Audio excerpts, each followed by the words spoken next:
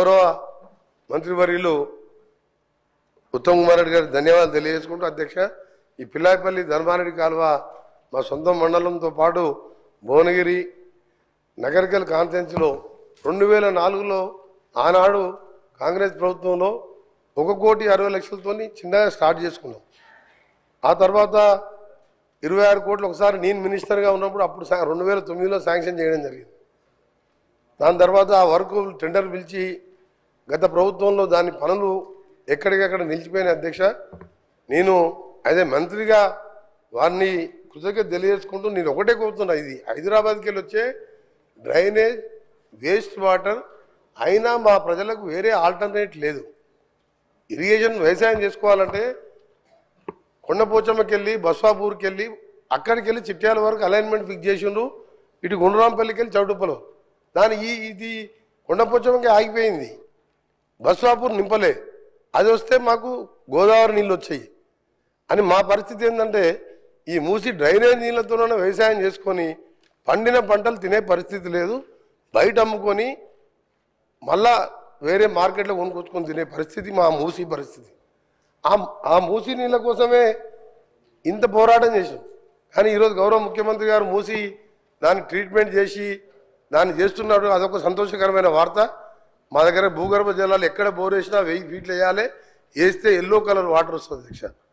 అందుకని మీ ద్వారా గౌరవ మంత్రి గారికి గౌరవ ముఖ్యమంత్రి గారు కూడా ఇప్పటికే బ్రాహ్మణ వెల్లంలో కానీ ఎస్ఎల్పిసి సొరంగ మార్గం 70% కాంగ్రెస్ ప్రభుత్వంలో పూర్తి చేస్తే సరే ఏందో మా దురదృష్టమో మా కర్మనో ఏందో లేదు, మేము ఆ ప్రాంతంలో పుట్టిన కింద ఫ్లోరైడు పైన మూసి నీళ్ళు పూర్తి చేస్తారని ఎన్నోసార్లు బతిలాడి కాళ్ళ వేళ పడ్డా కనికరం లేదు, మానవత్వం లేదు.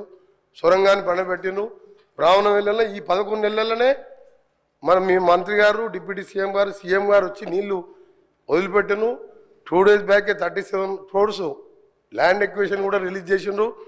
నెక్స్ట్ వీక్ మళ్ళీ ఒక 35 కోట్లు ఇచ్చి లెఫ్ట్ కెనాల్ ఆ తర్వాత రైట్ కెనాల్ కూడా పూర్తి చేస్తామని మంత్రులందరూ కూడా హామీ ఇచ్చిన అధ్యక్ష. ఇది చాలా ఇంపార్టెంట్. ధర్మారెడ్డి పిల్లాయిపల్లి కాలువ మా గౌరవ శాసనసభ్యులు వీరేశం గారు చెప్పినట్టు కనీసం మూసి ట్రీట్మెంట్ అయ్యే వరకు బస్వాపూర్ పూర్తి చేసి అలైన్మెంట్ కూడా ఫిక్స్ అయింది.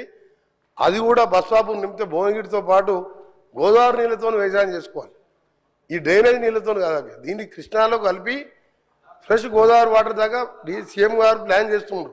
అది చాలా మంచి ఐడియా. మా నల్గొండ ప్రజలల్లో ఇక మేము బతుకుతాం రా 60-70 ఏళ్ళని ఆశ వచ్చింది. 10 ఏళ్ళల్లో 7 లక్షల కోట్లు తెచ్చి నల్గొండ జిల్లాని 70% పూర్తయిన ప్రాజెక్టులను పక్కన పెట్టింది. అందుకని ప్రజలు కూడా మన ఎన్నికల్లో సరిపోయిన బుద్ధి చెప్పి ఎక్కడ డిపాజిట్ రాలే, ఒక్క దగ్గర 2-3 వేలతోని ఏకలింగం గెలిచిండు తప్ప. అందుకని మాకు అందరూ 60-70 వేలతో గెలిచినాం, 60-70 వేలతో గెలిచినాం అధ్యక్ష, 60-70 వేలతో గెలిచినాం. ఎందుకు గెలిచినాం అంటే సార్ కరెక్ట్ వాస్తవాలు చెప్పాలి సార్.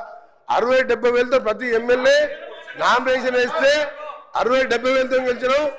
నల్గొండ పార్లమెంట్ సభ్యుడు భారతదేశంలో సౌత్ ఇండియాలో 5,75,000 ఓట్లతో గెలిచిందంటే మా ప్రజలు గత ప్రభుత్వం మీద ఎంత కసిగా ఉన్నారో అది ఎగ్జాంపుల్ సార్ దగ్గర. అందుకనే మీ ద్వారా మా మంత్రి గారిని ఫైనాన్స్ మినిస్టర్ గారిని గౌరవ ముఖ్యమంత్రి గారిని గ్రీన్ ఛానల్లో నల్గొండ జిల్లా అంటే ప్రపంచ పటంలో ఫ్లోరైడ్ నీళ్లు మూసీ నీళ్లతో దుర్భర పరిస్థితుల్లో బతుకుతున్న జిల్లా. మీ ద్వారా వీళ్ళందరికీ రిక్వెస్ట్ చేస్తున్నా, మా మంత్రులందరూ కూడా సహకరించండి. 40 లక్షల మంది మా ప్రజల జీవితాలను కాపాడాలని పిల్లాయిపల్లి ధర్మారెడ్డితో పాటు గోదావరి నీళ్లు గంధమల్ల ప్రాజెక్టు పైన మల్లన్న సాగర్ నిండా కడుపు నిండా 50 TMC నీళ్లు దాచిపెట్టుకున్న అధ్యక్ష.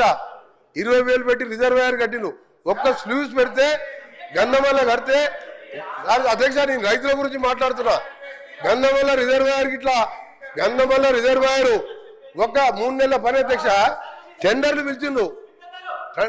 పిలిచిండు గంధమల్ల రిజర్వాయర్ టెండర్లు పిలిచి టెండర్లు క్యాన్సిల్ చేసారు.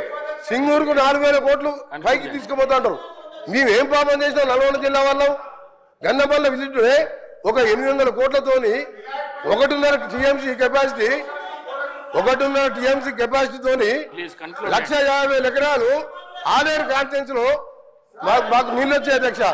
దయచేసి మీ ద్వారా మా మంత్రులందరికీ గౌరవ ముఖ్యమంత్రి గారికి, డిప్యూటీ సీఎం గారికి, ఉత్తమ్ కుమార్ రెడ్డి గారికి, మిగతా మంత్రులు సహకరించి మా జిల్లాకు అందరూ అండగా ఉండాలని చేతులెత్తి నమస్కరిస్తూ మీకు ధన్యవాదాలు తెలియజేస్తున్నాం అధ్యక్ష. హరీష్ రావు గౌరవ స్పీకర్ గారికి దయచేసి, ఎందుకంటే ఇక్కడ పెద్దలు పోచారం శ్రీనివాస్ రెడ్డి గారు స్పీకర్గా పనిచేసిన వాళ్ళు కూడా చాలా మంది ఉన్నారు. Cabinet is a collective decision. నేను చాలా సంవత్సరాల నుంచి సభలో ఉన్న తప్ప మంత్రి లేచి ఇంకొక మంత్రిని ప్రశ్నలు అడిగేటువంటి సంస్కృతి ఉండదు. బికాస్ క్యాబినెట్ అనేది ఒక కలెక్టివ్ డెసిషన్. మంత్రి అనేది ఒక పోర్ట్ఫోలియో చూసినా అన్ని శాఖలకు సమానమైనటువంటి బాధ్యతను మంత్రి కలిగి ఉంటాడు. ఇవాళ మీరు కూడా దయచేసి నేను మీతో కోరేది ఏంటంటే, మీరు కూడా ఇట్లా ఒక మంత్రి లేచి ఇంకో మంత్రిని ప్రశ్నలు అడగడానికి అవకాశం ఇస్తే అసలు ప్రశ్నోత్తరాల సమయం యొక్క దాని మీనింగే మారిపోతుంది అధ్యక్ష. దయచేసి లేని సంస్కృతిని తీసుకురావద్దు. మంత్రి అనే వాళ్ళు క్యాబినెట్ లో మాట్లాడుకోవచ్చు. Government is a collective decision. ఇట్లా మినిస్టర్లు లేచి అడిగే సంస్కృతి ఉండదు. నంబర్ 1. నంబర్ 2, గతంలో కూడా కోమటిరెడ్డి వెంకటరెడ్డి గారు అప్పుడు కూడా మంత్రిగా ఉన్నారు వారు. మరి వారి హయాంలోనే ఈ మూసి ఈ రకంగా జరిగింది. మీరు మంత్రిగా ఉన్నప్పుడు సరిగా చేసి ఉంటే ఈ పరిస్థితి ఎందుకు? కోమటిరెడ్డి వెంకటరెడ్డి హరీష్ రావు గారికి చెప్తున్నా, 21 సంవత్సరాల అనుభవం ఉన్న హరీష్ రావు గారు అడుగుతున్నా, మీకు ఎల్పీ లీడర్ లేడు, నువ్వు డిప్యూటీ లీడర్వా, శాసనసభ్యునివా?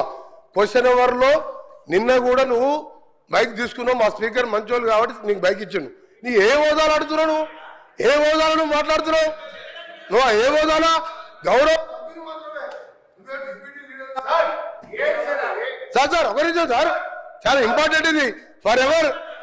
తెలంగాణ ప్రజలకు తెలవాలి సార్. సార్ తెలంగాణ ప్రజలకు తెలవాలి. తెలంగాణ ప్రజలకు ప్రతిపక్ష నాయకుడు సంవత్సర కాలంగా సభకు రాకపోవడం ఈ సభనే కాదు, తెలంగాణ ప్రజలని అవమానపరిచినట్టుగా ప్రజలందరూ అనుకుంటారు అధ్యక్ష. ఈయన డిప్యూటీ లీడర్ సార్, ఈయన కార్యక్రమం ఏర్పాటు చేసినా ప్రతిసారి ఈయనకి ఎందుకు ఇస్తున్నాము అంటే మిమ్మల్ని అడగలేను, ఆయన అడిగే హక్కు లేదు. ఆయన మామూలు ఎమ్మెల్యే మాత్రమే.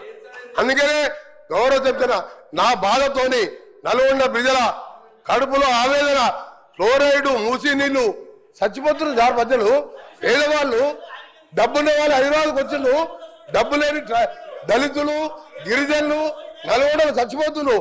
అంత కనికరం లేదు సార్ వీళ్ళకు. ఎస్ఎల్బిసి సొరంగం 70% పూర్తి చేశాం. ఇరిగేషన్ మినిస్టర్ గా ఉండి ఒక్కసారి సొరంగం రాలే. ఆయన నల్గొండ గురించి కానీ నా గురించి మరి మాట్లాడే హక్కు లేదు అధ్యక్ష. ఆయన ఒక గౌరవ శాసనం చెప్పుడు మాత్రమే, డిప్యూటీ లీడర్ కాదు, సిఎల్పి సెక్రటరీ కాదు, లీడర్ లేడు వాళ్లకు. వాళ్ళ సార్ మాట్లాడేది.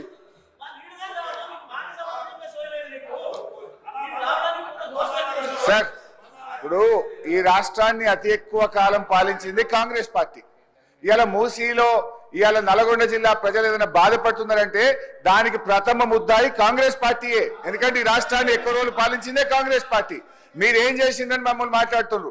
ఎస్ఆర్ఎస్పి స్టేజ్ 2 పనులు పూర్తి చేసి కాళేశ్వరం జలాలను నల్లగొండ జిల్లా తుంగతుర్తి, సూర్యాపేట, కోదాడ ప్రజలకు అందించిన పార్టీ బీఆర్ఎస్ పార్టీ. అధ్యక్ష అనవసరంగా ఒకరోజు చర్చ పెడదామంటే పెట్టండి. కాంగ్రెస్ పాలన ఏం చేసిందో మేమేం చేసాము. జరుగుతున్నది క్వశ్చన్ అవరు. క్వశ్చన్ కు సూటిగా ప్రశ్నకు ఆన్సర్ జరిగితే 10 ప్రశ్నలు వచ్చేటువంటి అవకాశం ఉంటుంది. ప్రతిరోజు 3 ప్రశ్నలకు 4 ప్రశ్నలకే సభ పోతుంది కనుక దయచేసి మీరు ఒక్కొక్క ప్రశ్నను సూటిగా ప్రశ్న సమాధానం చెప్పేట్టు చూడండి. మంత్రులు లేచి రాజకీయ ప్రసంగాలు చేస్తే మేము ఇంటరప్ట్ చేయాల్సి వస్తుంది. దానికి అవకాశం ఇవ్వద్దని మిమ్మల్ని కోరుతున్నాం.